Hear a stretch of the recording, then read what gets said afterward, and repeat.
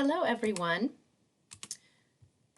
We are going to talk briefly in this particular lecture about phytochemicals, and this is chapter 21 in your textbook.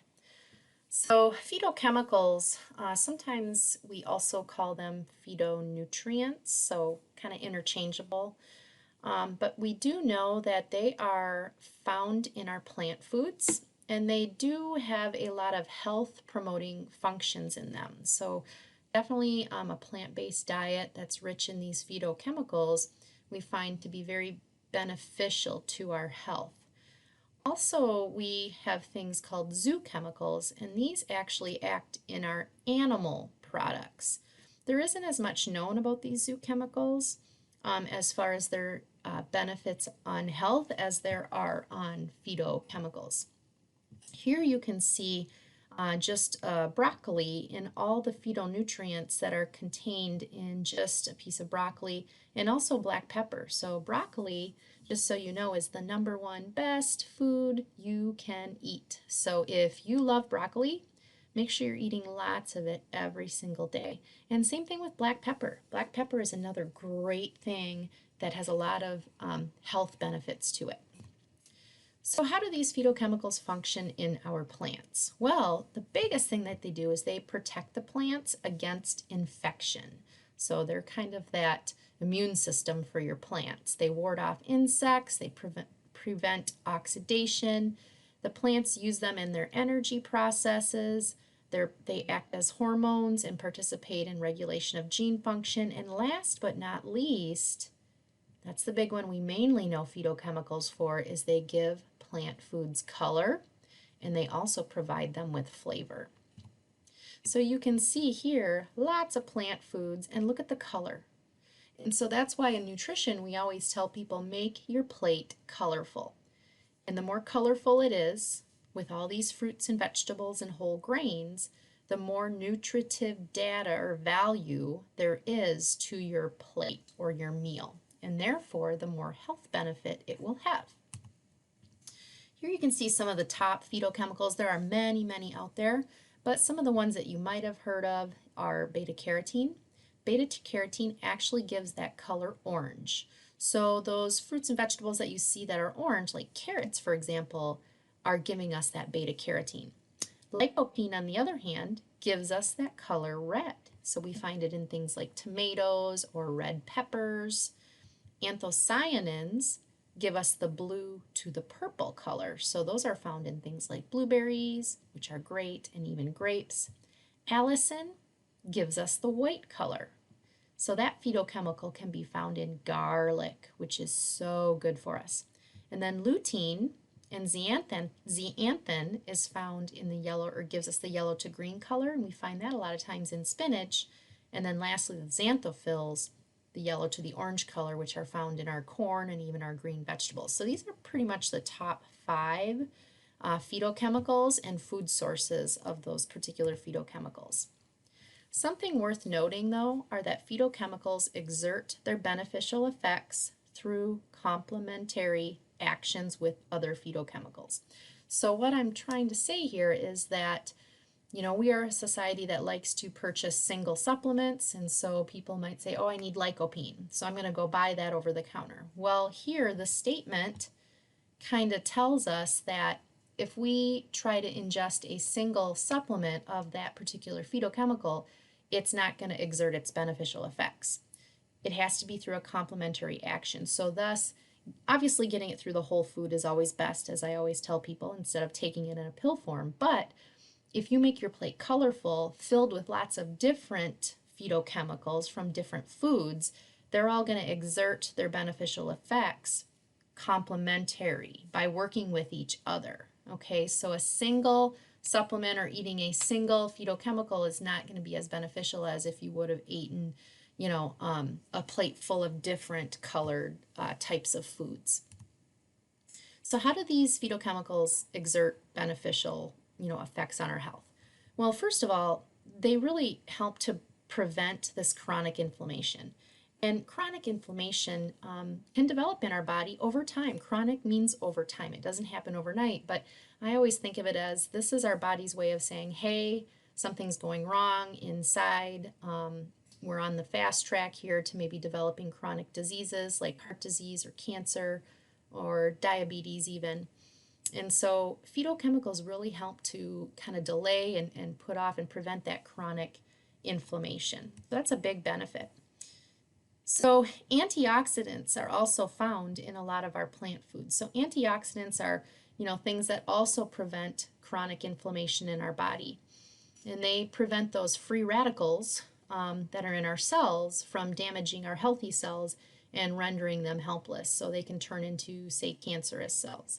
So these antioxidants are very, very beneficial to our health. So these are just some foods that are really high and have a good antioxidant value to them. So if you like, any of these foods on this list and you eat them regularly, good for you, because they do have a good health benefit to them in preventing chronic disease and chronic inflammation in our body.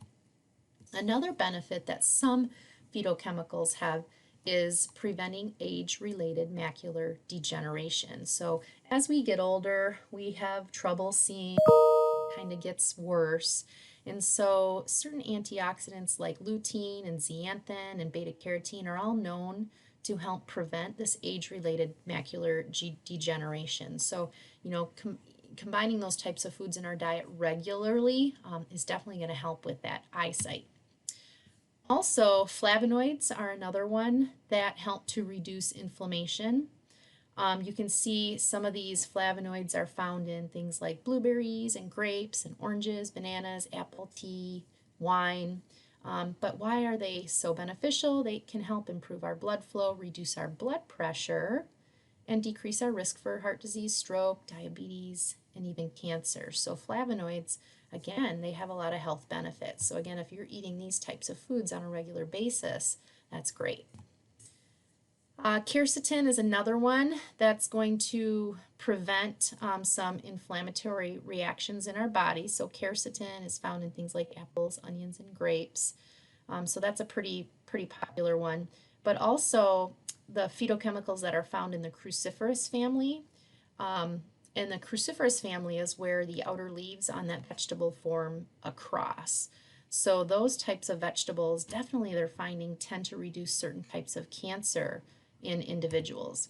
So, those outer leaves, so things like broccoli and the Brussels sprouts, cauliflower, these types of things right here are the cruciferous family vegetables. So those are great to include on a daily basis too in our diet.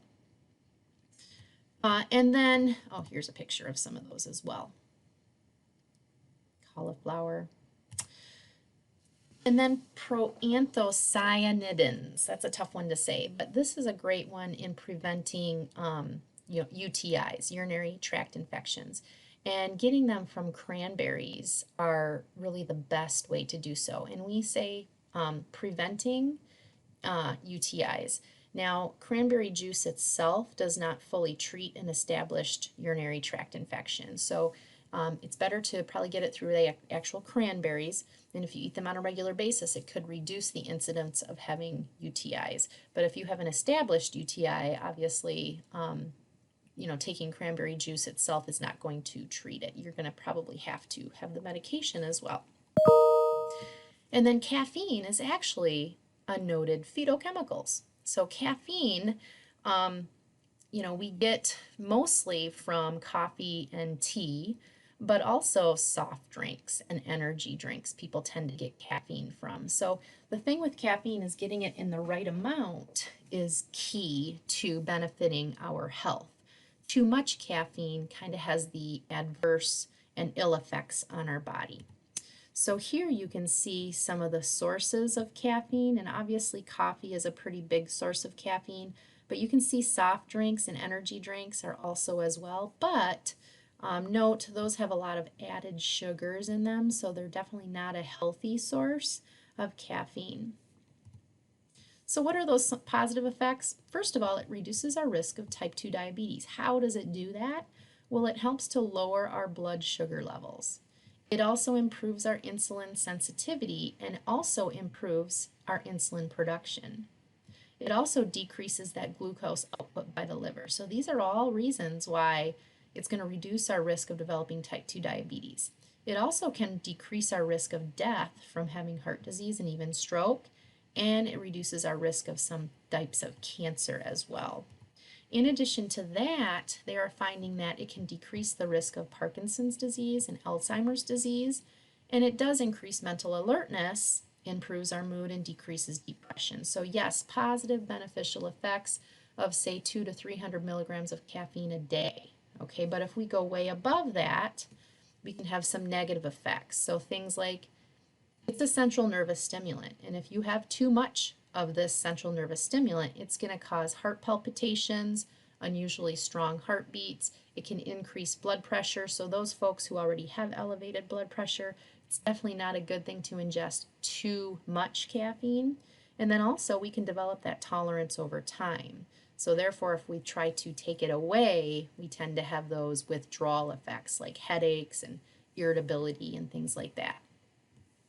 So in addition to that, we have been seeing more medical visits for adults and children of having too much caffeine. So, these people are drinking these caffeinated beverages, these energy drinks, and then they're having these heart palpitations and they just don't feel right. And that's due to the excessive caffeine that they're drinking. So there is an increase in these medical visits due to that. So be cautious. Like I said, too much is not necessarily a good thing when it comes to caffeine, but a little bit on a daily basis does tend to have some health benefit.